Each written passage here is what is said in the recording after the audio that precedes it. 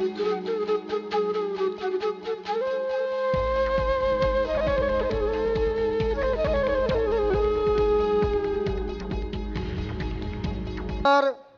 Shiv Sena Bharatiya Janata party RPI महायुतीचे शिल्पकार शिवसेनेचे पक्षप्रमुख माननीय उद्धवजी ठाकरे आपल्याला या ठिकाणी संबोधित करतील। शिवसेना भारतीय जनता पार्टी रिपाई महायुतीचा जय भवानी। हॅलो हॅलो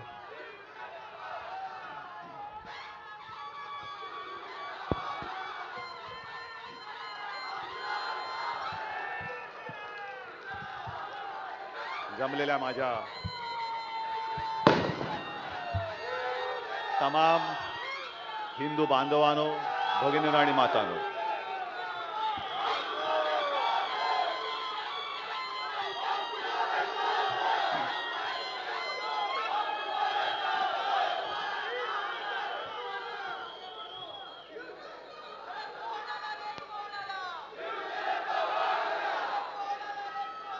खरं म्हणजे मला असं वाटतं की भाषण करण्याची आवश्यकता नाही। महाराष्ट्रातील तमाम शेतकऱ्यांचे गोरगरिबांचे प्रणते माननीय शिवसेना पक्षप्रमुख श्रीमान उद्धवजी ठाकरे यांचा अखंड हिंदुस्थानचा कैवारी प्रबोधनकार सुपुत्र देव देश धर्म मराठी मनाचे मानबिंदू हिंदू अस्मितेचे शिरोमणी हिंदुस्थान हिंदुस्थानचे एकमेव हिंदू हृदय सम्राट हिंदू धर्मरक्षक सरसेनापती महानेता माननीय शिवसेना प्रमुख श्रीमान बाळासाहेब ठाकरे यांचा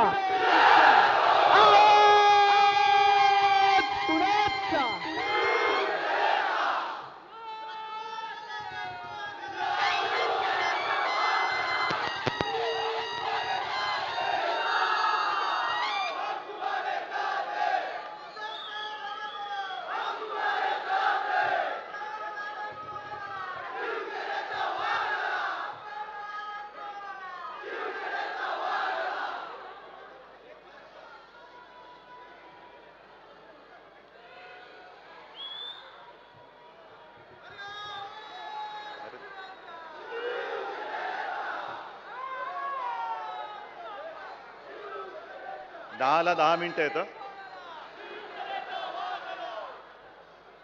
आणखीन कोणी बोलू थोड्या वेळ? हा उत्साह पाहिल्यानंतर एक मिनिट, हा उत्साह आहे ना मतपेटीत उतरू द्या। आणि कोण आला रे कोण आला, शिवसेनेचा वाघ आला आपण जे बोलतो आहोत तो वाघ दिल्लीमध्ये पाठवा।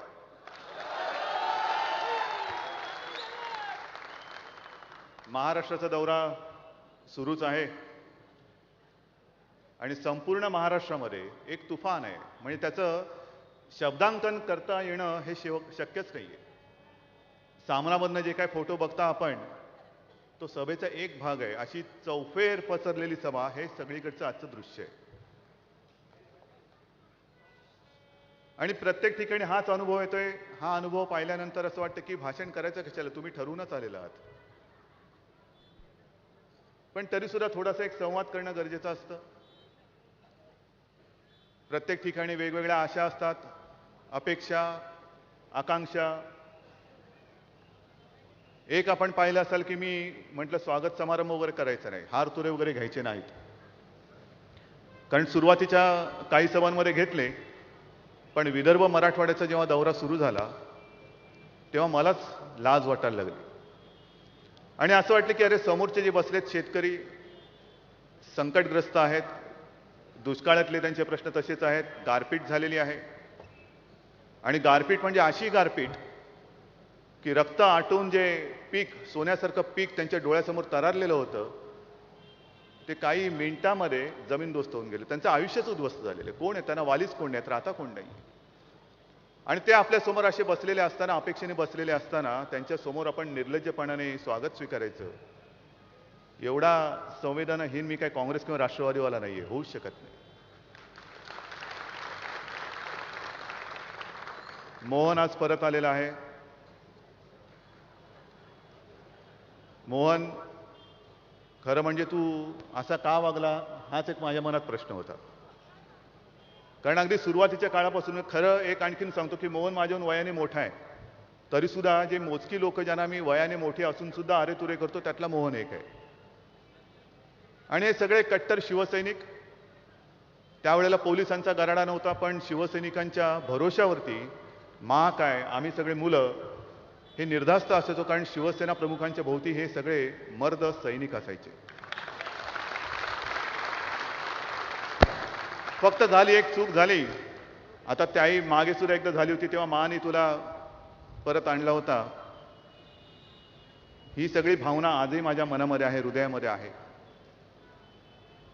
आणि मग की बाकीचे कोण काय बोलतात बोलू द्या, पण आपली माणसं ज्या वेळेला लढायला उभे राहतात ना, तेव्हा खरंच एक यातना होते. आणि मागे शिवसेना प्रमुखांनी सांगितलेली एक किस्सा आहे. मोहन, तू बोललास ना शिवसेना तुझ्या रक्तामध्ये आहे, मग रक्ताचीच एक घटना सांगतो. शिवसेना प्रमुख मागे बोलताना एकदा बोलले होते की एक मराठा सरदार होता, लढवय्या, शूर. मग त्याच्यासारखा वाघासारखा वाघ तो सरदार असा होता. त्याचं नाव कदाचित बोलता बोलता आठवेल मला. पण असं म्हणतात की एक दिवस तो सरदार दाढी करायला बसलेला आणि नावी त्याची दाढी करत होता हातामध्ये वस्त्र घेऊन. बोलता बोलता सरकन कापलं गेलं आणि एक थेंब रक्त आलं. रक्त आल्यावरती तो एकदम घाबरला. तो नावी होता, तो म्हणाला, अरे काय म्हणे तुम्ही सरदार एवढे लढवे म्हणता, सैनिक म्हणता, रक्त सांडलं तरी परवा नाही म्हणता, आणि जरा कुठे वस्त्रा लागलं एक थेंब रक्त आलं तर एवढे बाचकता, म्हणे एवढे घाबरता काय तुम्ही मरता. ठीक आहे, सरदार काय बोलले नाहीत. दाढी झाली, बरोबर बघितली झाली की नाही गुळगुळीत. मग म्हणाले, काय रे एक थेंब रक्त आलं म्हणून घाबरला म्हणतो, ये इकडे. बाजूला मावळा होता, त्या मावळ्याला सांगितलं, अरे एक भाला आण. तुला सरदार भाला कशासाठी. उभा राहा म्हणे जरा. उभा केला, पाय दाखव तुझा. पावलावरती त्याचे पाऊल ठेवलं असं आणि भाला घेऊन खस्तन असा मारला की दोन्ही पावलांच्या आरपार भाला गेला. तो नावी जो होता तो बोंबला लागला, हो सरदार हे काय करताय तुम्ही. त्याला बघ म्हणे, हे मराठ्याचं रक्त आहे, लढताना सांडलं ना, देशासाठी सांडलं तर परवा नाही, पण दाढी करताना वाया जाऊ देणार नाही मी. दाढी करताना नाही मी वाया जाऊ देणार. तसं मोहन तुला मी सांगतो, अरे ज्या वेळेला विरोधक वार करतात ना, करू देत. विरोधक जेवढे किती अंगावर येतील तेवढे येऊ दे. त्यांना सगळ्यांना मी छातीवर झेलेन आणि तुमच्या सोबतीने ते वार मी परतवून टाकेन. पण आपला माणूस ज्या वेळेला वार करतो ना, हातामध्ये बोथट वस्त्र असलं तरी त्याच्या यातनं हे जास्त असतात. आणि मग हे करतोय कोणासाठी, कशासाठी हे व्रत घेतलंय, कशासाठी आम्ही वसा घेतलाय, कशासाठी हा वारसा स्वीकारलेला आहे, कोणासाठी लढतोय. आज एकूण जे काय दृश्य दिसतंय तुम्हाला देशामध्ये, संपूर्ण देशाचा मगाशी अरविंदनी पाढा वाचला. एक एक गोष्टी अशा तुम्हाला सांगतो की कधी आपल्या देशाची ही 15वी लोकसभा, 16वी लोकसभा, 17वी लोकसभा, 20वी, 25वी, 50वी, इतकी वर्ष आपण लोकसभा लढतो आहोत, पण तरी देखील साधे सुरे अजून प्रश्न आपले सुटत नाहीत. कशासाठी निवडणूक लढवायची, कोणासाठी लढवायची आणि कोणाला दिल्लीमध्ये पाठवायचा, ह्याचा तरी आपण कधी विचार करणार आहोत की नाही. मुंबईचे जे काय प्रश्न आहेत ते आहेतच, शेतकऱ्यांचे प्रश्न आहेतच, सैनिकांचे प्रश्न आहेतच, कामगारांचे प्रश्न आहेतच. पण ज्या वेळेला मी वृत्तपत्र वाचतो, एकेकांचे प्रश्न वेगळेच असतात. जेव्हा प्रचारासाठी उमेदवार घरोघरी जातात तेव्हा प्रत्येक जण आपापले प्रश्न मांडत असतात. आणि प्रश्न कसे असू शकतात. हरियाणामधली एक छोटीशी मी बातमी वाचली. सर्व पक्षांच्या उमेदवारांना एक मोठा प्रश्न पडलेला आहे तिकडे. आपण काय म्हणतो की आमच्या उमेदवारांना बहुमताने निवडून द्या. हरियाणामध्ये एक जो विभाग आहे तिकडे ते लोक म्हणतात, मतदार म्हणतायत की पहिले आम्हाला बहु द्या, मग आमचं मत घ्या. ह्याचं कारण हरियाणामध्ये महिलांची संख्या एवढी कमी आहे की प्रत्येक जण म्हणतोय की पहिले मेरे घर में बहु आने दो. बहुच मिळत नाहीये. आता बहुमताने निवडून कसं देणार, बहु आले तर बहुमत देतील. आणि असे हे सगळे विषय बघितल्यानंतर खरंच प्रश्न पडतो की नेमकं करायचं काय. काल परवाकडे महाराष्ट्राच्या दौऱ्यात होतो आणि मग टक्के टोंगपे सगळे असतात. कोण टोले मारतं मग त्याच्यावरती आपण टोला मारायचा. चिखलफेक तर होतच असते. आणि चिखलफेक होत असताना बऱ्याचदा असं वाटतं की अरे मूळ जो काही गाभा आहे, मूळ जो काही प्रश्न आहे तो कुठेतरी भरकटतोय आणि फक्त हे थातूरमातूर आरोप प्रत्यारोपावरती ही सगळी निवडणूक चालली की काय अशीच वाटायला लागते भीती. काल त्या आढळरावांच्या इकडे होतो, तिकडे शरद पवार यांनी आरोप केला होता. शरद पवार म्हणाले काय झालं, जसं आज अरविंद सावंतनी वचननामा एक प्रकाशित केला की या दक्षिण मुंबईसाठी म्हणून एक वेगळा वचननामा. का मत द्या, कशासाठी मत द्या, खासदार आल्यानंतर करणार काय, तर बाबा मत दिल्यानंतर हे मत तुमचं सत्कारणी कसं लागेल आणि मी काय करणार ते अरविंद सावंतनी सांगितले. आणि मग तसंच शिवाजीराव आढळराव आपले त्यांनी मतदारसंघात सांगितलं की मी 4,500 कोटी रुपयाची कामं केली. दिल्लीमधनं 4,500 कोटी रुपये मी मतदारसंघात आणले आणि कामं केली. लगेच शरद पवार बोलले हे पैसे कुठून आणले, हे आम्हीच दिले. काय म्हणे यांचा रुबाब, पंगत पाटलाची आणि रुबाब वाढप्याचा. म्हटलं चांगले म्हण असेल, आणखीन काय असेल, गोष्ट चांगली आहे. पवार साहेबांचं मराठी रस स्ट्रॉंग आहे. आणि मग मी त्यांना उत्तर दिलं, मी बोलता बोलता बोललो की म्हटलं अहो पवार साहेब, हा वाढपी आमचा होता म्हणून ते 4,500 कोटी तरी इथपर्यंत आले. जर मनमोहन सिंगना कळलं असतं की वाढपी तुम्ही आहात तर काय झालं असतं. असं बोलल्यानंतर एक तुमच्यासारखा कोणतरी बोलला, याने भांड्यासकट खाल्लं असतं. म्हणजे 4,500 कोटी तर गेलेच, पण भांडं पण गेलं. हे असे सगळे बकासूर माजलेले असताना पुन्हा त्यांच्या हातामध्ये आपलं भवितव्य द्यायचं का.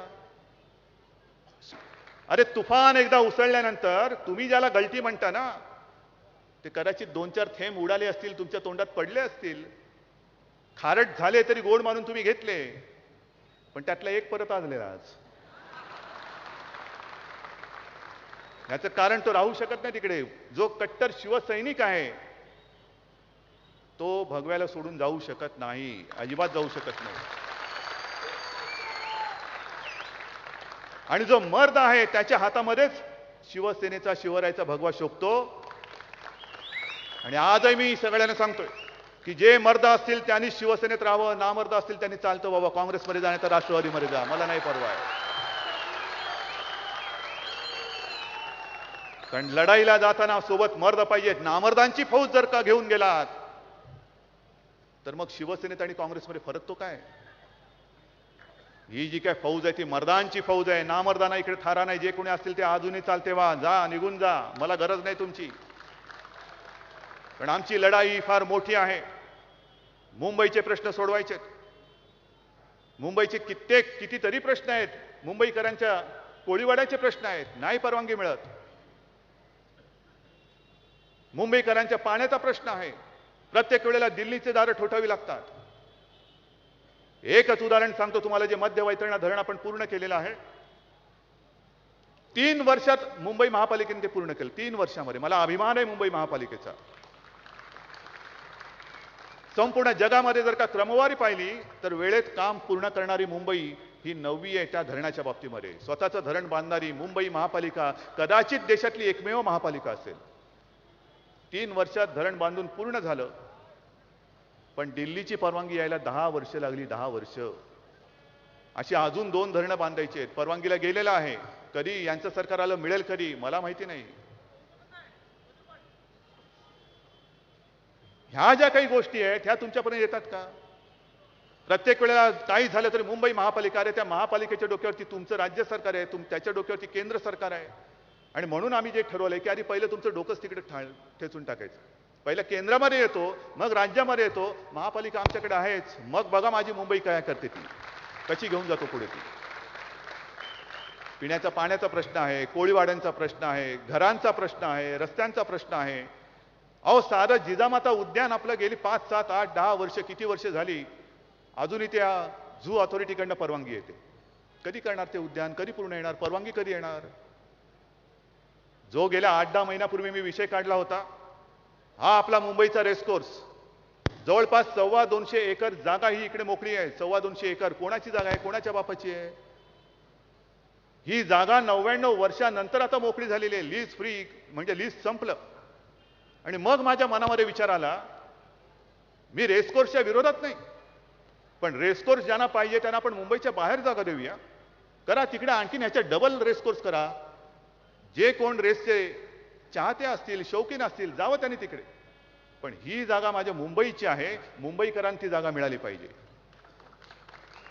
नाहीतर इकडे माझ्या माय भगिनी आलेल्या आहेत, सगळे बांधव आलेले आहेत. एक तरी मला जागा तुम्ही सांगा की कुटुंबिया समवेत दिवस जर का आपला मुंबईत घालवायचा असेल तर आपण कुठे जाऊ शकतो? आहे जागा कुठे? आणि मग कुठे अशी जागाच नाही. मग मुलं कुठे पबमध्ये जा, बारमध्ये जा, इकडे तिकडे कुठे रेस्टॉरंटमध्ये जा, जास्तीत जास्त काय तर मॉलमध्ये जा. का मुंबईला अभिमान वाटेल, देशाला अभिमान वाटेल, जगाला अभिमान वाटेल, केवळ मुंबईकरच नव्हे तर संपूर्ण जगातले पर्यटक येऊन ते उद्यान बघतील असं उद्यान आपण का करू शकत नाही? ही द्या ना, ही केंद्राची सत्ता द्या, राज्याची सत्ता द्या. मी तुम्हाला करून दाखवतो तिकडे उद्यान. मी दाखवतो, तुम्हाला अभिमान वाटेल. अरे काय यांनी केलं. नुसतं आपण दरवेळेला परदेशात काय चाललेलं आहे. अरे चालले चालले जाऊ दे ना, माझ्या देशात काय करायचं ते पहिलं बोल ना. इतिहासामध्ये रमायचं नुसतं, वर्तमानात काही करायचं नाही आणि भविष्यात काय होईल त्याची काळजी कशाला करायची? आज तुमच्याकडे हातामध्ये वर्तमान आहे, ते वर्तमानपत्र नव्हे तर आजचा दिवस, हे आजचा दिवस जगा आणि उद्याच्या पिढीला तो जगायचं कसं हे शिकवणार आहात की नाही तुम्ही? या अशा काही गोष्टी जर का करायच्या असतील तर मला वाटतं हे दिशाहीनतेने पुढे जाऊन चालणार नाही.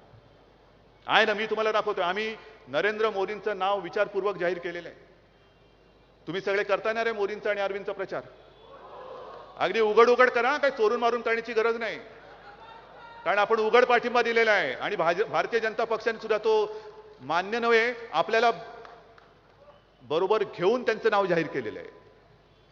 त्याच्यामुळे असं काही नाही की तू मान न मान मै तेरा मेहमान. आपल्याला मान देऊन त्यांनी नरेंद्र मोदींचं नाव जाहीर केलंय. हे विशेष आहे, हे विशेष आहे. आणि मग आम्ही जे सांगतो आहोत, आपण जे सांगतो आहोत की नरेंद्र मोदी आमच्याकडे सत्ता आल्यानंतर मोदी पंतप्रधान होतील. मोदी पंतप्रधान झाल्यानंतर देशामध्ये या गोष्टी घडतील, या राहतील, या जातील. आणि मग पलीकडे जे असतील, काँग्रेस आहे, राष्ट्रवादी आहे. म्हणजे एका प्रश्नाचं मला उत्तर द्या. जर का तुम्हाला असं दाखवलं एक चित्र की समोर सुंदर रस्ता आहे, बगीचा आहे, कारंजी आहेत, पक्षी आहेत, फुलपाखरं आहेत, हे एक दृश्य आहे आणि इकडे वळवल्यानंतर पूर्ण काळोख आहे आणि तुम्हाला सांगितलं दोघांपैकी एका ठिकाणी जा, कुठे जाल तुम्ही? आणि काळोखात तुम्हाला सांगितलं अरे हा काळोख आहे पण ह्या काळोखात त्याच्यापेक्षा जास्त चांगलं आहे, जाणार तुम्ही? जे समोर दिसतंय ते दिसतंय, मोदी दिसताय, तुमच्याकडे पंतप्रधान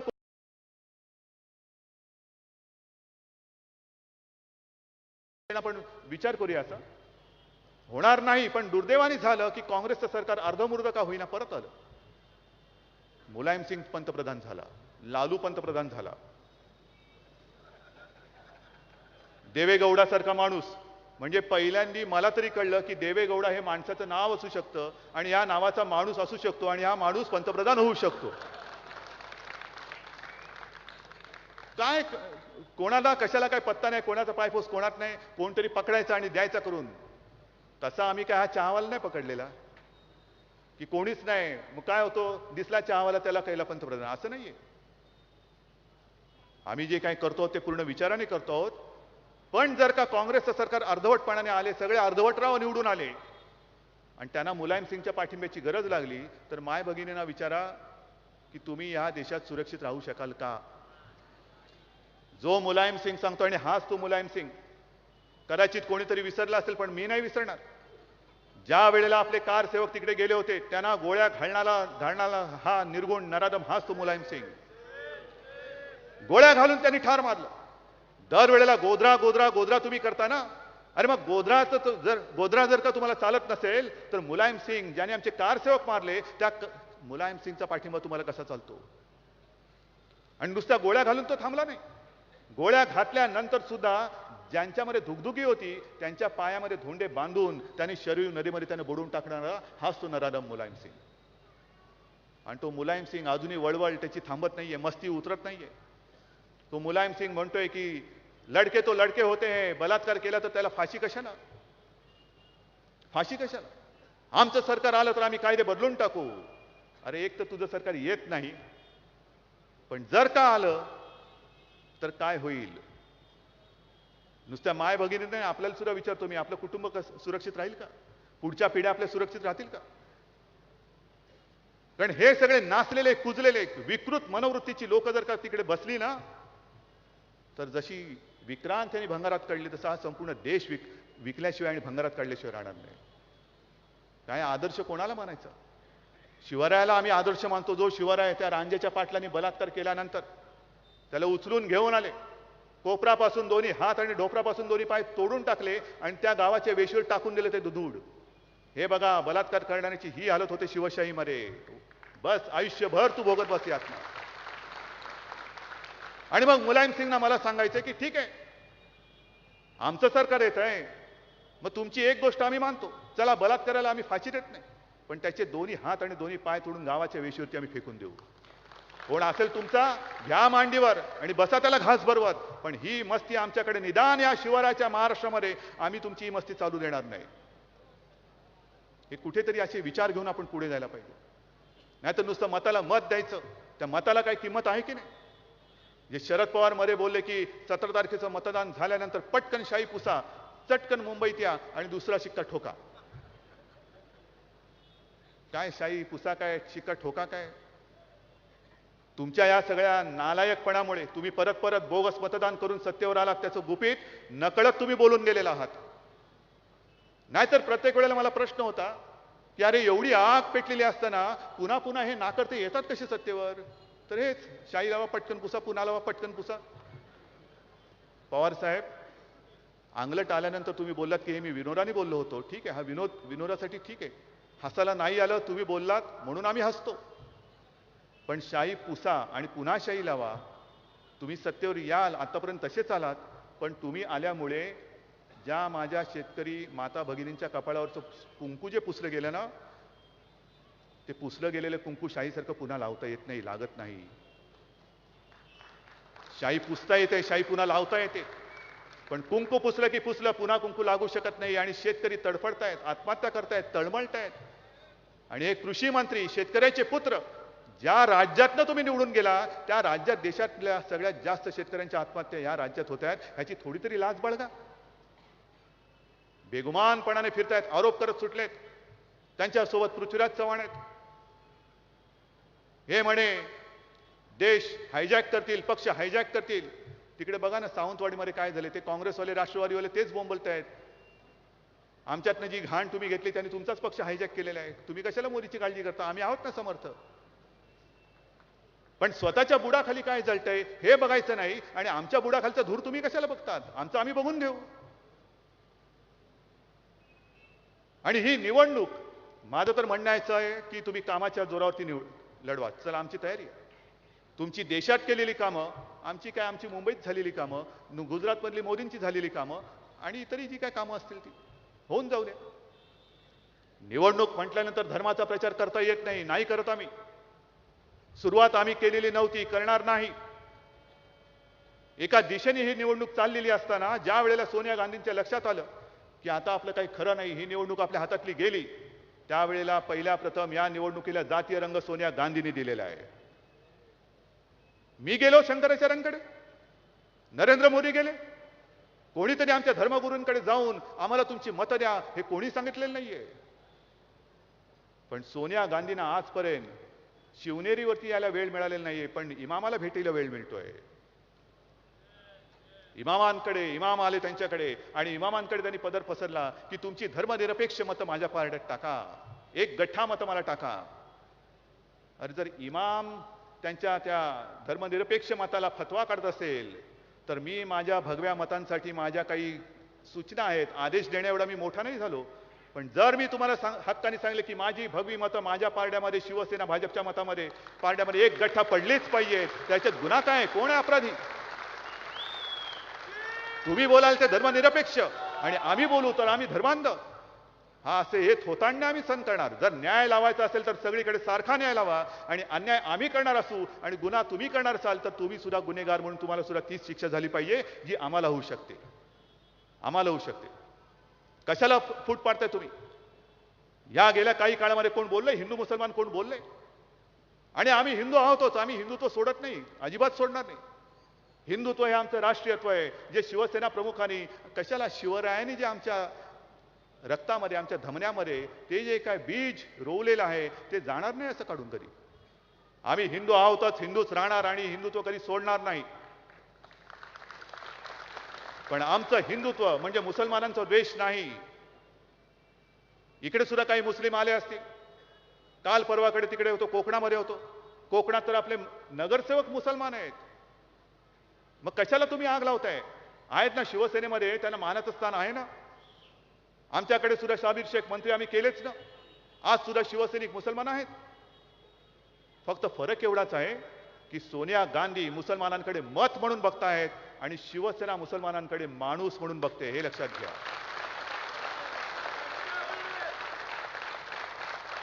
माणूस म्हणून बघते. बरं, जेवढी तुम्ही टीका, अगदी सोनिया गांधींपासून मी शरद पवारांना सांगतोय, मोहन तुझ्या मनात त्यांच्याबद्दल आदर असेल, एक ते वयाने मोठे म्हणून मला सुद्धा एक मर्यादा ठेवावी लागते, पण ज्याचं चुकलं त्याचं चुकलं. जेवढी टीका आमच्यावरती करतायत तेवढी टीका नव्हे, ब्र काढण्याची हिंमत तुमची ओवेसी बद्दल का झाली नाही? काय आम्ही एवढे नेबलेट झालो की कोणी यावं आणि आमच्याच देशात आम्हाला संपवण्याची भाषा करायची, तरी आम्ही शेपूट घालून आतमध्ये गल्लीमध्ये पडून जायचं? हा नेबलेटपणा करणारा हा शिवरायाचा मर्द मावळा असू शकत नाही, शिवसैनिक असू शकत नाही. पण तुम्ही ओवेसी बद्दल बोलायला तयार नाही, नका बोलू. मी बोललो ओवेसी बद्दल, आज सुद्धा बोललो. पण ओवेसी बरोबर बोलताना, ओवेसी बद्दल बोलताना मी आणखीन एक गोष्ट बोललेलो आहे. अरे तुम्ही जर काहीच बोलला ना धड ओवेसी बद्दल बोललात आणि ना धड त्या अजमेर शरीफ दिवाण साहेबांबद्दल बोललात, जे मी बोललेलो आहे. आणि इकडे तमाम माझे सैनिक बसलेले आहेत. तुम्हाला माझी भूमिका पटते की नाही सांगा. ज्या वेळेला ओवेसीचा मी निषेध करतो, नुसता निषेध हा, आणखीन याच्याहून जास्त तीव्र बोलता येत नाही, कारण निवडणुकीचा प्रकार आहे. त्याच वेळेला मी त्या अजमेर शरीफ त्या दिवाण साहेबांचा आपले खासदार पाठवून मी सत्कार केला. का सत्कार केला? तर एक मुसलमान ज्या वेळेला पाकिस्तानचा पंतप्रधान नवाज शरीफच्या आधीचा आपल्या देशात येऊ इच्छित होते आणि त्या दर्ग्यात जात होते, त्यांनी विरोध केला. ते बोले नहीं, ये मेरा मजहब नहीं सिखाता, जो वतन का दुश्मन है वो मेरा भी दुश्मन है, ये मेरे मजहब है, मजहब ऐसा सिखाता नहीं, मी नाही करणार त्याचं स्वागत. नाही गेला स्वागताला. एवढंच नाही तर ज्या रस्त्याने तो पंतप्रधान येऊन गेला ते रस्ते सुद्धा त्या लोकांनी धुवून टाकले. मग तो मुसलमान असला तरी आपला भाऊ मानायचा नाही त्याला? देशाचा दुश्मन तो माझा दुश्मन. मग आमचं हिंदुत्व आणि तुमचं जे काय इस्लाम आहे ह्याच्यात फरक कुठे आहे? आमचं तेच म्हणणं आहे.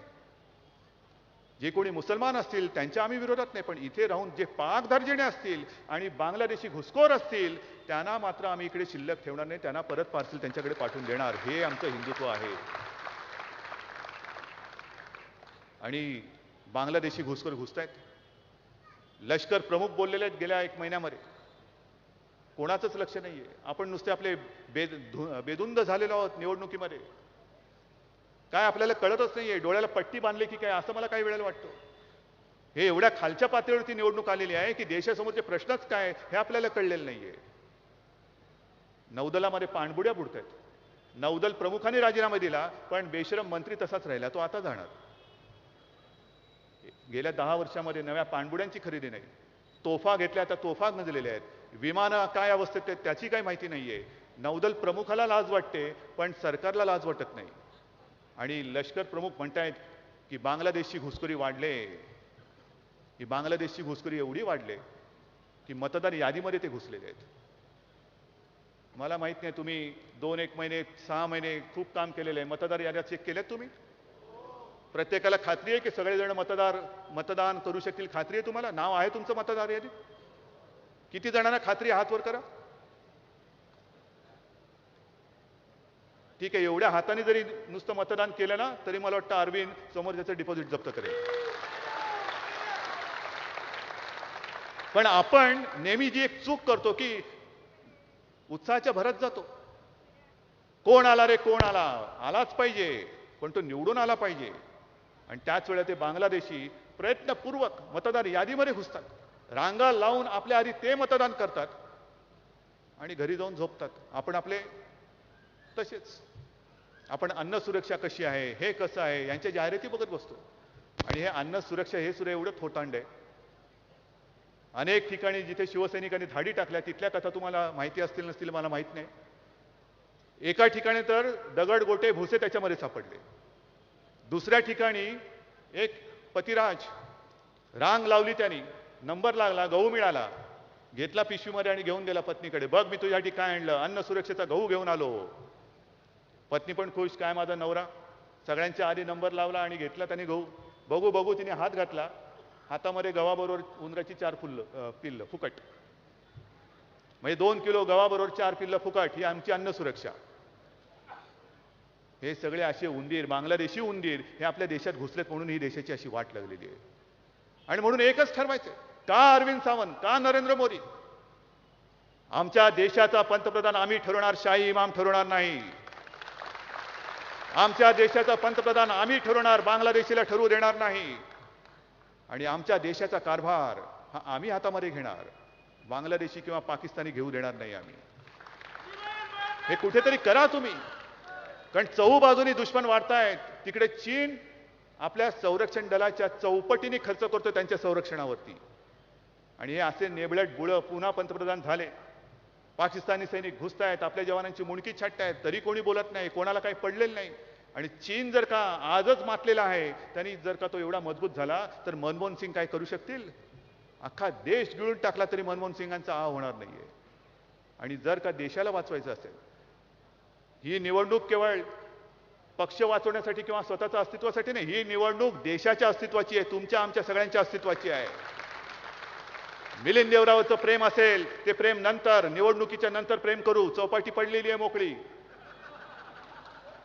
पण निवडणुकीमध्ये आता प्रेम नाही. आम्ही आमच्या देशावरती प्रेम करणार आणि आम्हाला आमचा खासदार आम्ही अरविंद सावंतलाच निवडून देणार, ही एक तुम्ही शपथ घ्या. बस मला सगळ्यांनी मगाशी हात वर केले तसे दोन्ही हात वर करून मोठी आवडून एक विश्वास द्या की उद्धवजी या विभागाची चिंता करू नका, इथून फक्त अरविंद आणि अरविंदच जाणार आणि तिकडे नरेंद्र मोदी म्हणजे नरेंद्र मोदीच होणार. जय हिंद, जय महाराष्ट्र.